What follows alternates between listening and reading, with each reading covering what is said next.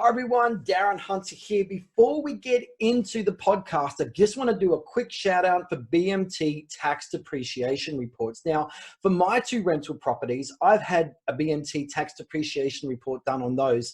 And at tax time, I can get up to $25,000 worth of tax deductions. And that's a lot of money. And for your property owners, would you believe a lot of them don't know the savings that they can be getting?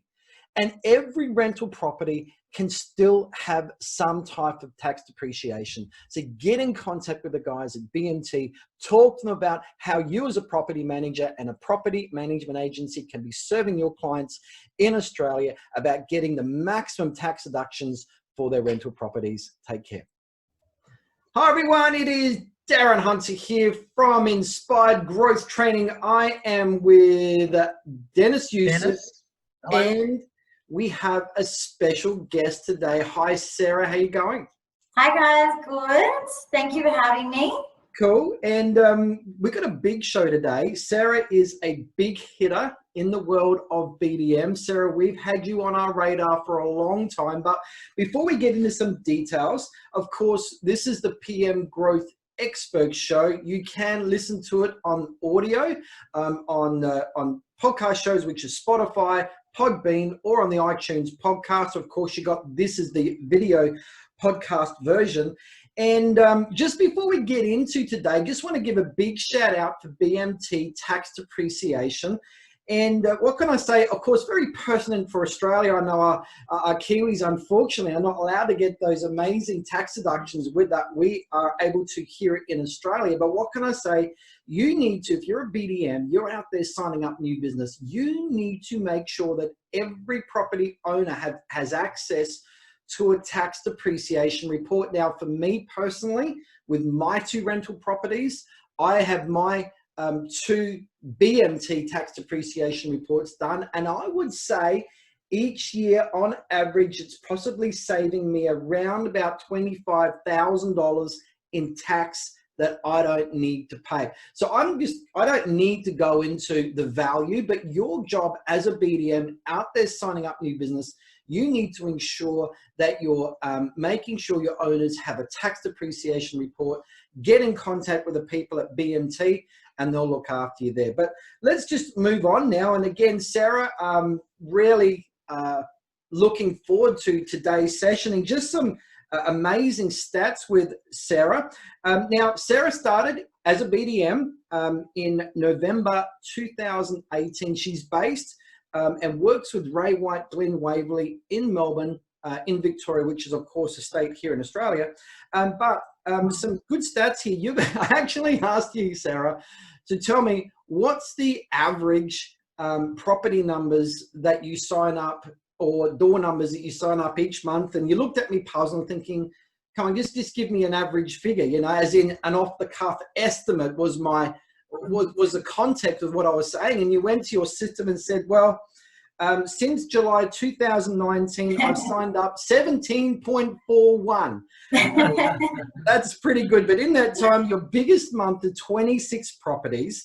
Your average rent is $550 a week. Now, for our Americans, that's $2,380. That's Australian a month.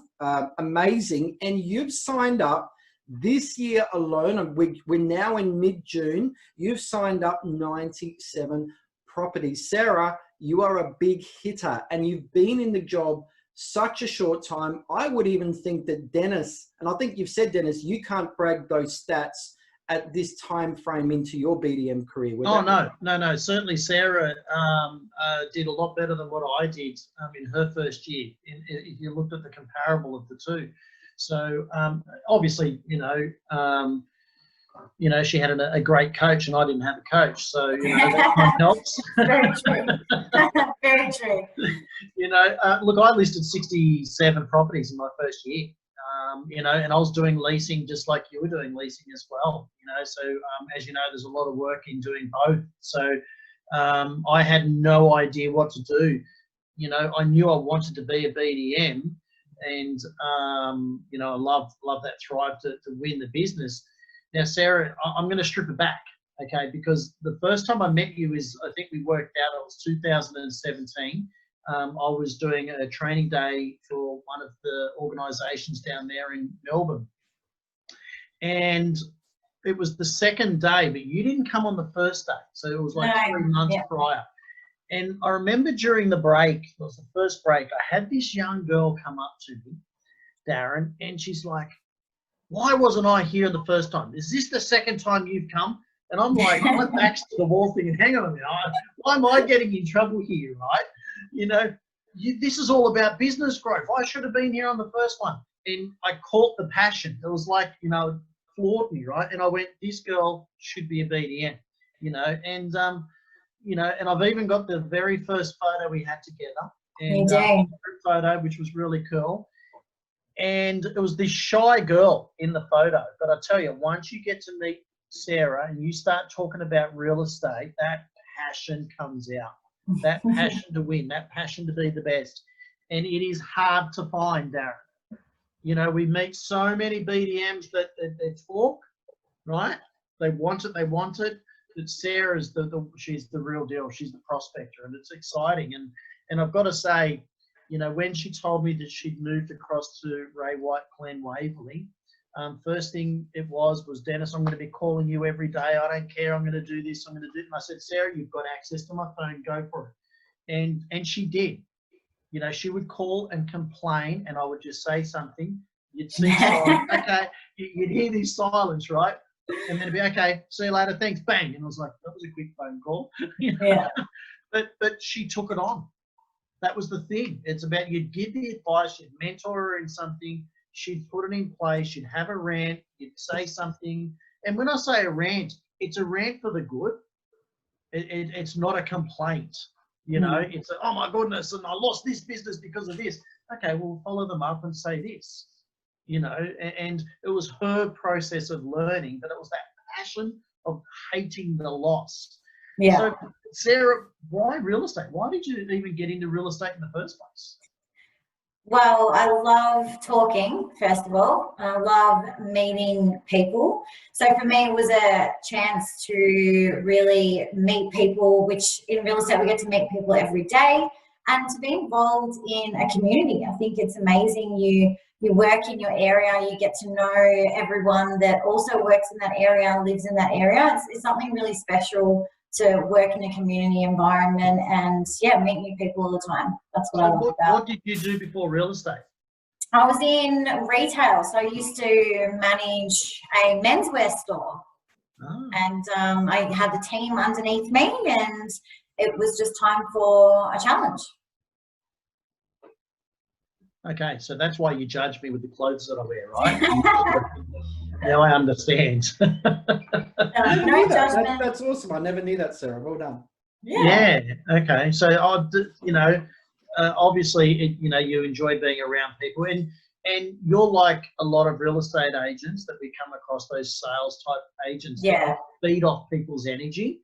Yeah. You gain energy and momentum from other people's energy, which is absolutely. Really cool. You know, I think just all my jobs that I've had has always been really about customer service and helping other people, whether that was I helped guys look great suiting up, or I help investors with their investment properties. It's still that customer service, meeting people, and helping people. It's that whole educational process, right? Which yeah. is, you know, educating close, educating an owner why they should use you. So tell us about your office. Tell us about your area, your marketplace. You know, if you've got a lot of reluctant landlords, like those owners that fell into, you know, house couldn't sell, going to decided to put a rental tenant in it, or was it, you know, like how's your market and your office? Yeah, our marketplace is really good. So we specialise in the southeast suburbs in Melbourne and the Monash area. It's a very attractive area for investors. We deal with luxury homes to apartments. The rent can vary quite substantially depending on if it's in a school zone or, you know, whereabouts in particular in the suburb it is located, especially in Glen Waverley. Prices can vary quite dramatically depending on where it is located in Glen. So yeah, it's a really great area. It's quite diverse, but yeah, massive investment area. Okay, so you get a lot of people outside of your area buying investment properties in the Glen Waverley area. We get a lot of, I suppose, rent investors as well. So we've got, tenants that are even landlords of ours, because the schools that are around us, they're well-known schools. So I feel like that is attractive to have an investment property that you'll be able to get a good rental return based on the location. Awesome, excellent. Yeah. So now earlier we mentioned that in your first year you're doing leasing and BDM, and now how exciting is it that you're now going to be able to focus purely on BDMing? Because some awesome news, your office is in the process of putting someone in place to help you. Yes, so exciting. It's really exciting. That's really exciting. So, congratulations. Now, you've done really well in your first year. You listed over 200 properties. That is phenomenal. I did. That is phenomenal. So massive congratulations for that. So thank you. And this year through COVID, your numbers never slowed down. No, they've been really good. Like last month, I still listed 23 properties during a pandemic. Not bad. No, not bad. And I suppose the difference between you and a lot of agencies out there, you're doing the online presence, you're doing the social media, you're doing the videos, you're out there, pushing yourself, you're making the phone calls. So all of the things where your standard office has struggled with and they're not doing the prospecting, you're doing. You are, Ray White's obviously a great brand, and they've gone out there, they're promoting you, and you're on top of just having those standard posts. You're doing your own thing and adding your special touch to it. So you're becoming that market leader, which is absolutely phenomenal. Thanks. How many properties have you listed so far this year? 97. Well done. That's brilliant. That is absolutely awesome. So that's a huge, tick in a lot of people's minds that, you have been, jumping on and doing it. Now, how did you feel the very first time that I said to you, Sarah, you need to do videos? No, Dennis, right? What was it? Yeah, you gave me a bit of attitude, told me no. Oh, yeah, I was definitely skeptical. Yeah, of course you're skeptical, right? Can you remember how you practiced and how you got used to talking to the camera, talking to the phone? Snapchat. So I challenged Sarah, Darren. I said, I want a video from you every day for the next 2 weeks. Yeah, doesn't matter what it is, whatever you want, just one video every day. Sometimes she'd have a coffee in her hand. She was outside. She was in the coffee shop, whatever. Dennis, I'm doing this. And now, what's really funny is when I see your Instagram stories or your Facebook stories, I see the same videos as what you did. It was perfect practice for you. And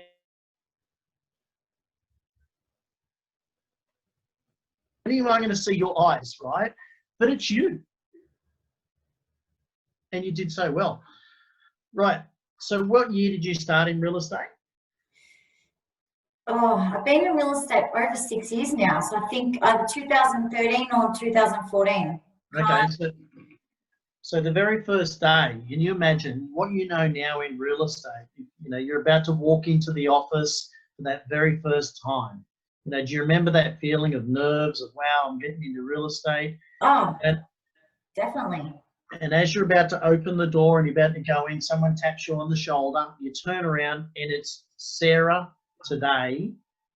And what does Sarah today tell Sarah in 2013, 2014? What advice do you give yourself? Don't take anything personally, especially in property management. Do not take anything personally. But also just to have belief in yourself and especially in your abilities. And I think as well, continue to learn and challenge yourself. It definitely helps, and get a good mindset as well.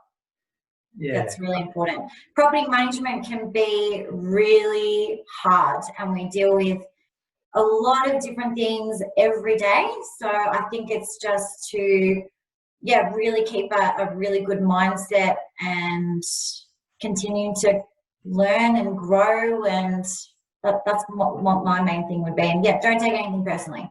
Yeah, continue. Because I used to. It took me a while to get used to that. It's not, the tenants aren't having a go at you, or your landlord isn't having a go at you. It's just, it's your job, and that's part of the job. But we all get there and we get through it at the end of the day. So yeah, that's what my advice would be. Darren, that's some sound advice, not taking it personally. I mean, you know, we've been in the industry for how many years? I mean, Sarah's been in the industry just, you know, just as long as myself, and you've been in the industry a long time.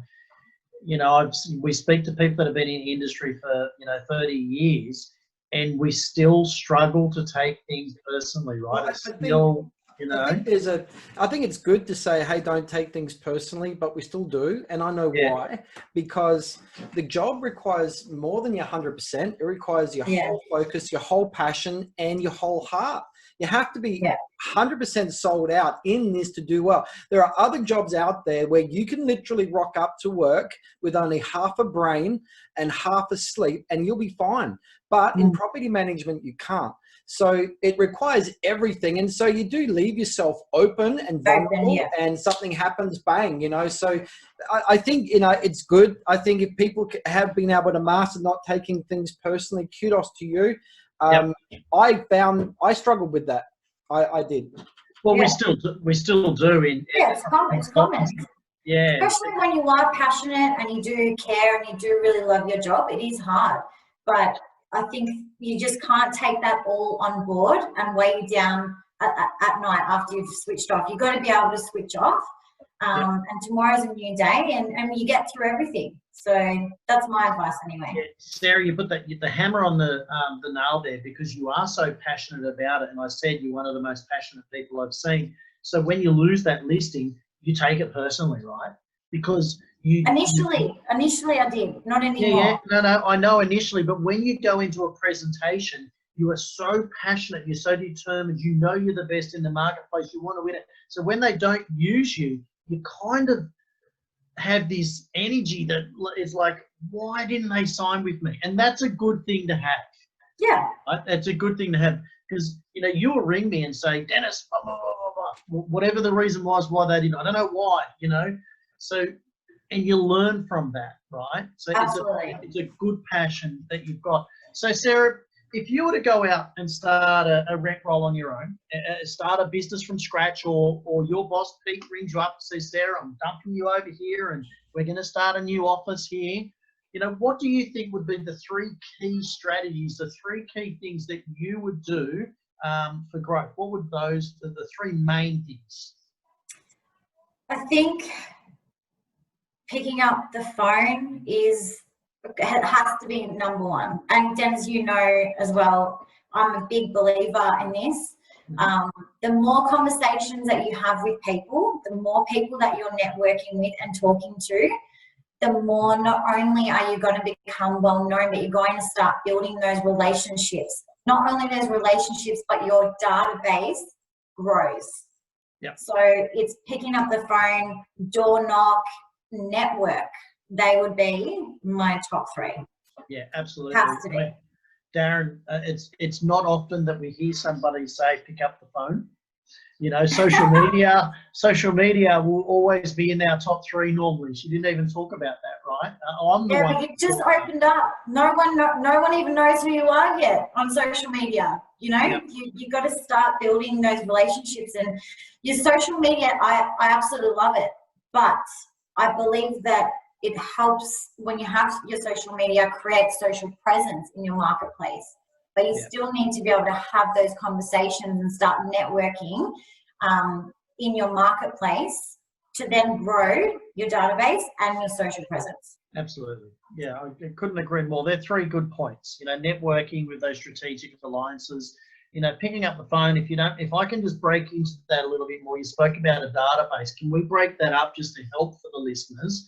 Yeah. You know, who are we calling in doing so? Who are the people that we'd be calling to grow that rent roll, to get that business. So what I do now, or what I would do if I just started up?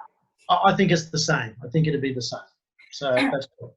So if you have a sales team, purchaser lists, they are gold.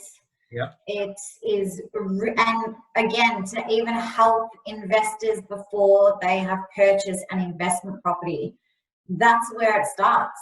Those purchaser lists, they've missed out on purchasing a property. You come in, you start offering your services, your knowledge, and you start forming that relationship. You add them onto your database. It's amazing. So 100%, if you've got a sales team, purchaser list, they're great.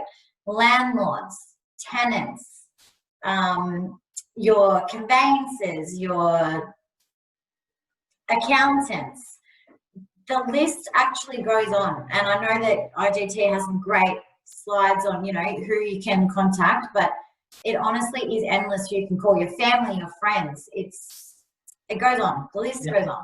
Perfect. You hit the hammer up. Builders, developers. It's coming out, Darren. See, it's all good. I'm really blown away. It's funny at the start of the show before we actually got on and pressed the record button. Sarah's going, Darren, you going to edit this?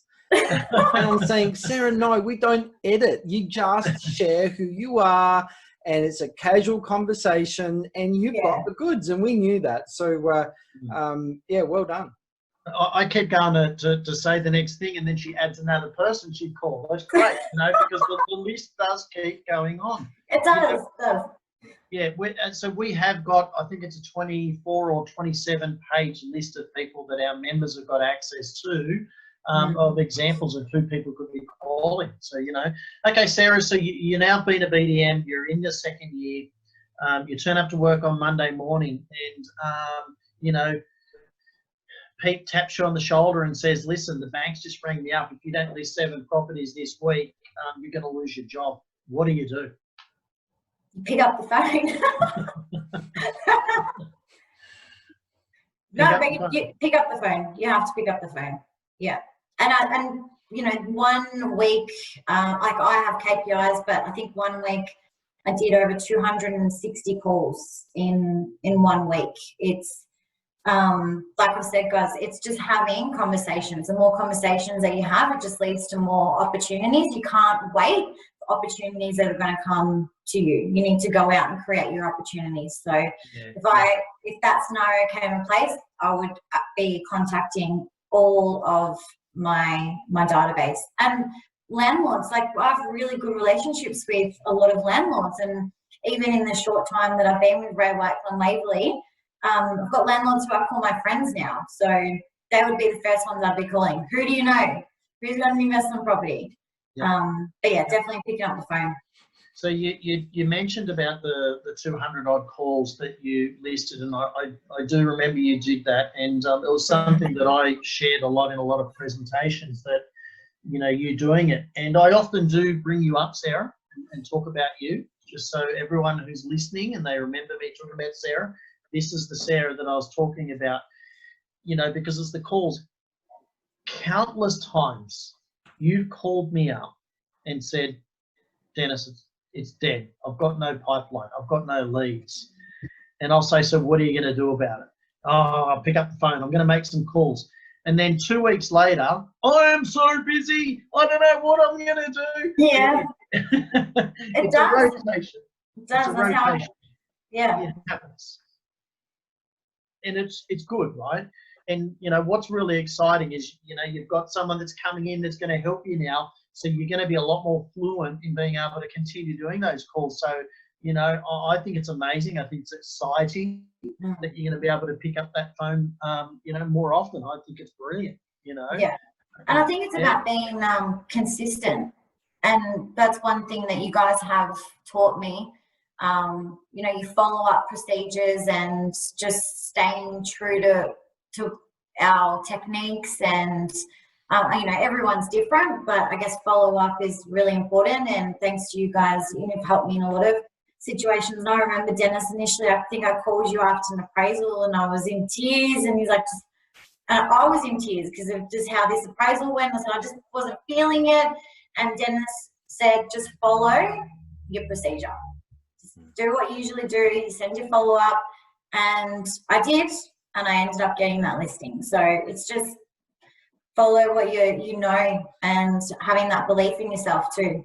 I'm going to just jump in here, Sarah. One of the things that you're hungry to learn, and you're hungry to learn more, move up to the next level. One of the things that I've have watched you with is, Dennis, with our IGT exclusive membership, with our webinars we're doing at the moment, like every 2 weeks. We're at the moment going through our series of Grow, Influence, Dominate, and how to grow, you know, in these times. And Sarah, your name regularly comes up in that webinar. You're there, you know, you're partaking, you're watching, you're learning.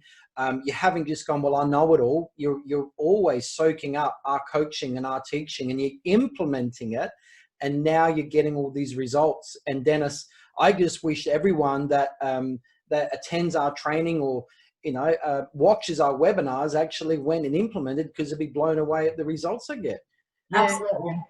Not only does Sarah get involved in the training and do it and continually to chase us, right? We can't help if people don't call us, right? We don't know to help a person unless they reach out. And Sarah's not scared to call the coach, right? Now, I actually get in trouble if I'm not coming to Melbourne so Sarah can grasp us even more, because not only does she want us on the phone, but she wants to hang with us and continually learn from us, and attack our brains over dinner or drinks or whatever the case, you know, because when we do travel, we'll organise a dinner and get other BDMs around together. And it is invaluable. It's about learning, continue to develop as much as you can, because it's those times around, whether we're standing at the bar, at the hotel, or at a club, wherever we are, those points and times can be the most beneficial in when asking questions. I think, Dennis, you would agree. I think that if there's anyone out there, you know, we're coming to your area, you know that we're traveling to your town or whatever, and you're hungry and you're wanting to learn and you want to seek us out, we will give you our time. And we've always done that. We'll always feed the hungry. We're not interested in working or helping anyone that's really not interested in helping themselves. There's a lot of people around like that. But if you're hungry and you're genuine and you really want to learn, we are all ears, and we're all there to help you and give you whatever guidance. And we'll give you our time. You know, you might need to take us out to dinner or something like that, or whatever. But at the end of the day, we will make ourselves available. And you guys are so great over the phone and through the webinars and the videos that you do, but anyone that is watching and do get the opportunity to meet you guys in person, it is invaluable. The amount of things that I've learned from you guys, but just having that one-on-one time with you as well, and whether that was at the conference too, but if anyone can come and see you guys when you're in their town, definitely you have to do it. Yeah, cool. And I like mocha, I like short blacks, I like piccolos, and espresso martinis. Martinis, espressos. That's awesome. So we'll keep moving on. We could look. I mean, you can see there's amazing synergy that you've got, Sarah. It's easy to have a conversation with you. You know, no doubt that, you know, that passion comes out when you're talking to an owner at a property, or whether it's over the phone, whatever the case. You know, I know that you've spoken about picking up the phone a lot. You know, what do you think would be, you know, your key growth strategy that would bring in, you know, roughly 80%? So if you're listing, you know, 20 properties a month, you know, what would be that 16? Where do you think they would be coming from that you focus on? So referral business would be, you know, I'm really lucky. My office and the people that I work with and our alliances do feed us a lot of clients, which is amazing. So a lot of the leads, or I guess you can say, that I end up listing do come from people that work within our business, which is amazing, because we pride ourselves on our customer service. They recommend us, and it's great that other people recommend us, but the smaller portion would be from repeat business from current landlords that I've helped. Okay, so I'm going to explain that a little bit for everyone, because when you first started, you weren't getting the leads from the sales department. Okay, but I remember the calls. Dennis, I'm not getting these calls, or they're not feeding me leads. It took you to build relationships with these people before they gained trust in you. You didn't rely on them. You kept on chasing them, hounding them, calling them, needing them. That's the key. Even though it's under the same umbrella, you still had to build those relationships with them. Yeah. Okay, so I don't want people listening thinking it was as easy as how you've explained it. It's become easy for you now because you created those relationships.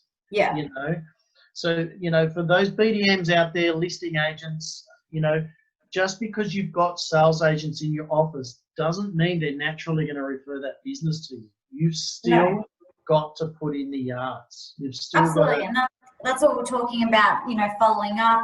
We've got IRE, BDM. My first listing with Rowan Waverley was through IRE BDM, and I ended up getting 12 properties through this one landlord from IRE BDM. So it is, building those relationships and having more conversations with people. It takes time. You have to be patient. It doesn't happen overnight. And my boss, he did teach me that. He said, be patient, Sarah. It will come. And definitely was some great advice, because it does. You just got to put in the hard work at the start, and then you'll get there. Yeah, perfect. That's good. So what do you think, you know, is the, you know, your key point of difference? You know, that, you know, I know that you're part of the franchise group, you know, but what would you say is the key point of difference that makes your office stand out from the rest? I can't really pinpoint to one. However, I would say that it's me. I want the business more than anyone else. I want to build that relationship with that person, anyone else. So I do believe that it is me. That's my point of difference. No other office in the area has me. Yep. I can't duplicate myself. However, in saying that as well, we've got a really amazing structure in our office. We've got great procedures in place, and our team is amazing, and we all work really well together. So if you can align yourself with a business that shares the same passion as you, and has the same values and beliefs, then that's your point of difference. That's good. You know, I mean, like I said earlier, no doubt that when people meet you, they see that passion. They see that, you know, you're, you know, you stay in contact with these owners until the tenant is being put into the property, which is great, you know, as well. You know, it's a good point of difference on its own. So well done. And the follow-ups is a massive key, you know. Yeah. As much as that we may have said to you, you know, do it, you did it. You know, so many people go to training and they don't implement, you know, like going to a conference as an example, Sarah, you know, it's not like a concert. You know, you go to a music concert, Darren, you know, when you're in LA earlier this year, because you went to LA and Dennis stayed in Australia. It was last year, Dennis. Do it. October last year. No, you went to a conference this year, right? Oh, conference. So you're talking about LA concert, conference this year, yes. No, but you went to a concert, right? Mm-hmm. Now, that concert you went to, you got excited. You loved it. You went, okay, but there was nothing to implement, right? You came home and you liked it. I remember you shared the experience with us. Whereas a conference you go to, yes, you get the buzz like a concert because you're meeting like-minded people, you're meeting the speakers, but the secret is actually implementing when you go back. And you'd be pleased to know I was actually going through all my notes from that conference just the other day, going through it again, because I wrote all my notes out into a big business plan, and that plan is constantly in my face with what needs to get done. But you're right, without, you know, there's no use going to these events. And then, as you know, I get a bit antsy in Inspired Growth Training. If we're talking about individually going to conferences, it's not about going to the conference. What are you going to do about it when you get back, and what's going to be implemented into the business? Because the last thing I want to know is our business funding us going to learning, and we do nothing because we get too busy when we get back. And, always got to implement. Absolutely. Darren, I better let you ask some questions. Well, okay. I think it's fair to say, Sarah, you've got the strategy that most of the people that you would sit in front of at a listing presentation, you've already built the trust with, correct? Yeah. Yep. And so, but you would from time to time be in front of people that would be a cold lead or anything like that, that perhaps haven't had the relationship build up that you've had. I would assume that would be the case. And but anyway, it doesn't matter, even if it's a really good owner that you've built trust with and you got the warm and fuzzies going, people still like to do what I call the dance. They want to, you're in real estate. I can't go down to McDonald's and bargain on a Big Mac, and I can't go down to Kmart and bargain on a t-shirt, but you're in real estate. So let's dance and let's have some fun. So we're going to negotiate. That's their attitude. So when they come in and say, okay, Sarah, if you can match your management fee with the other agent down the road, what's your comeback? What's your response to that to be able to get full fees? So there's never the same response. It'll never be the same response. One, you're dealing with different people all the time. But I believe that if you believe in yourself and your worth and your company, then you're not going to negotiate your fees. And we talk about this all the time, guys, anyway. If you truly believe in your office and your abilities and what you do as an office, you won't negotiate your fees because you value your worth and you want to provide the best service to your clients. But generally, if someone would say to me to match the fees, I would ask them, if fees were the same, so if they charge the same as me or I charge the same as them, who would be your preferred agent? And see what they say. Well done. Most of the time, they would say me. Then you would say, well, I think that I'm worth the whatever dollar amount it is, and break it down for that landlord.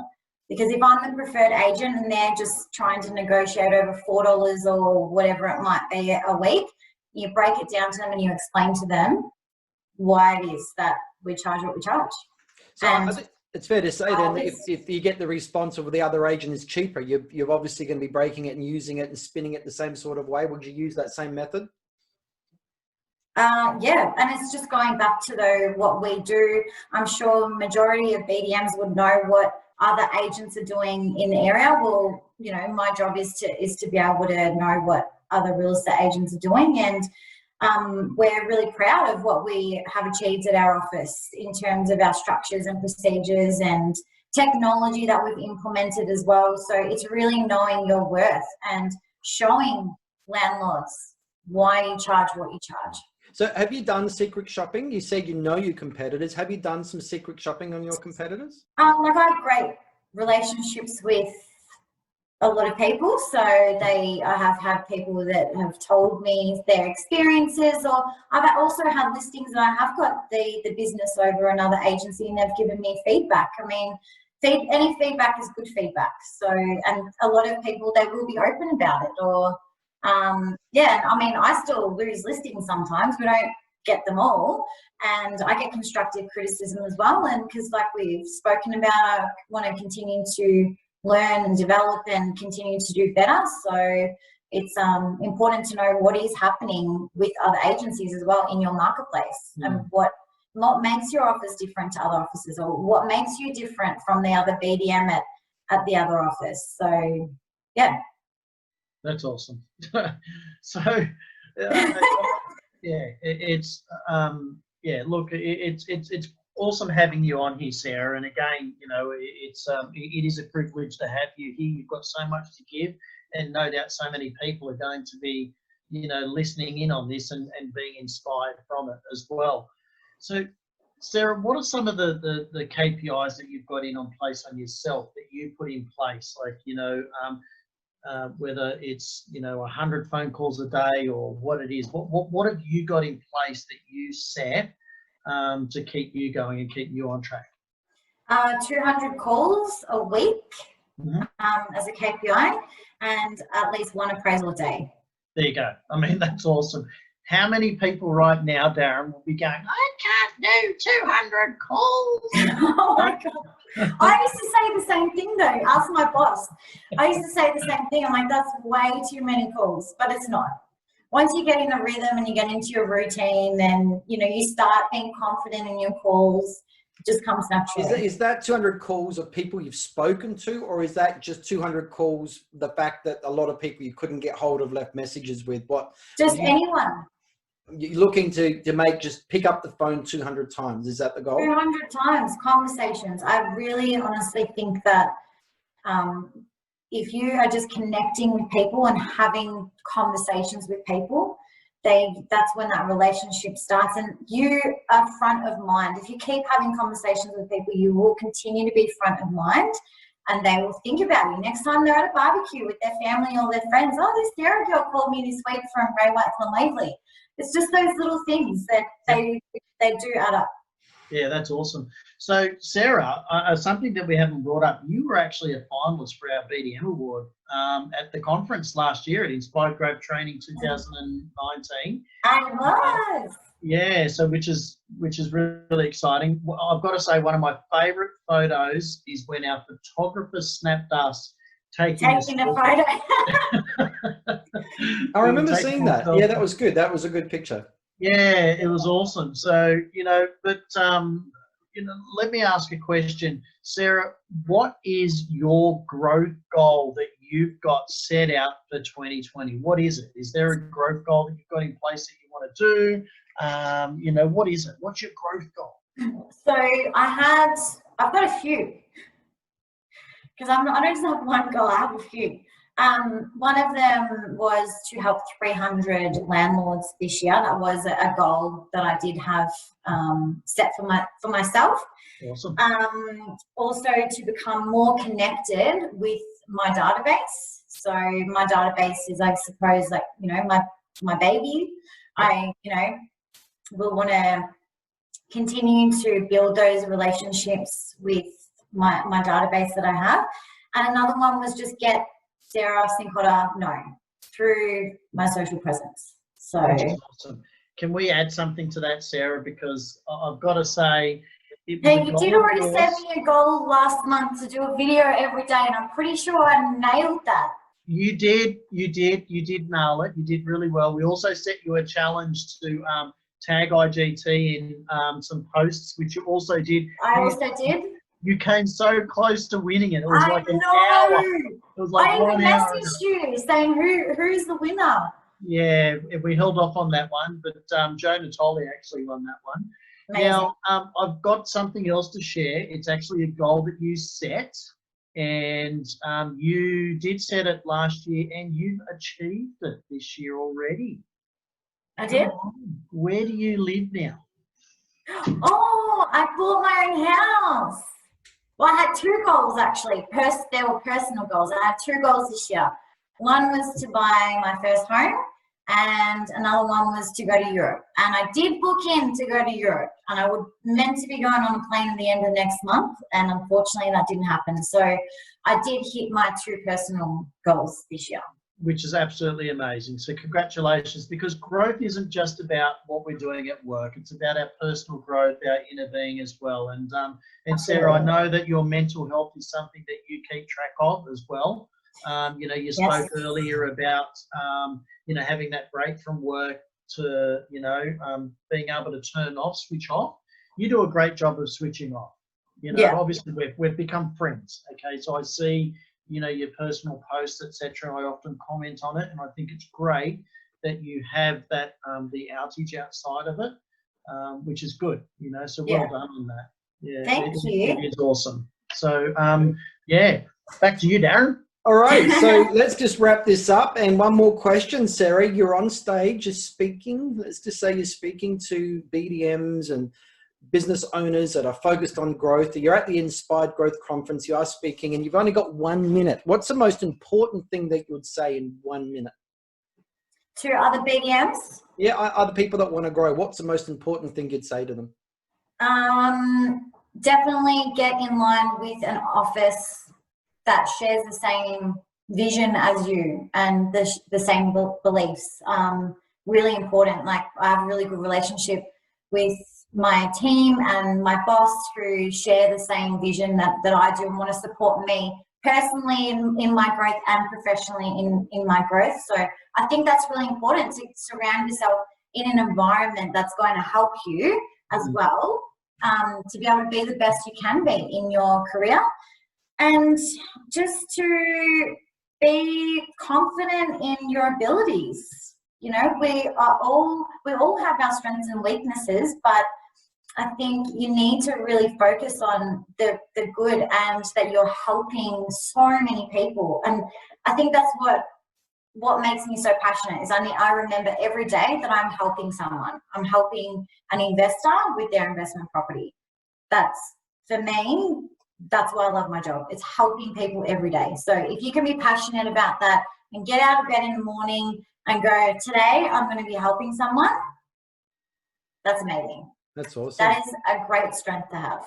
It is. Let's wrap this up. Thank you. And Sarah, you've given me your email address for anyone that does want to ask any questions or anything like that. You can email Sarah at sarah.cincotta at raywhite.com. I got that right. And Sarah, S-A-R-A-H Cincotta is CINCOTTA at raywhite.com, or just get involved with our group. We've got Sarah, we've got many people like Sarah who are really keen to grow. We've got star BDMs in the inner circle. So go to the IGT Inspired Growth Training Facebook page, join group, or just go to the IGT Inner Circle Facebook group. There are 3 questions you must ask. If you don't answer the 3 questions, unfortunately, you cannot pass. But Dennis will not let you in. Dennis will boot you out. But because we're very protective of who we let in the group. We do have the odd wolf that may try and get their way in or have other motives. We must know where you're from. We can check on your profile. We can see who you're working for. We know that you're the real deal, and in you come and be part of our quality community for people interested in property management and growth. So, Sarah, that was one of our best podcasts that we've ever done. We knew that would happen with you. You're certainly one of the best BDM operators we've ever come across. And hence why you're on the show today. So thank you so much for your expertise. Your attitude is awesome. Your giving is wonderful. And we just want to say thank you very much. Thank you guys so much. No problem, Sarah. Again, amazing having you on here, and thank you for your time. And you know, those nerves that you had at the beginning of the, you know, before we hit record, where are they now? Like, you know, you just what nerves? I didn't have nerves. Awesome work. Okay, thank you very much, Sarah. Thanks, everyone. Thanks, Sarah. Thanks, guys. Take care. Bye. Bye.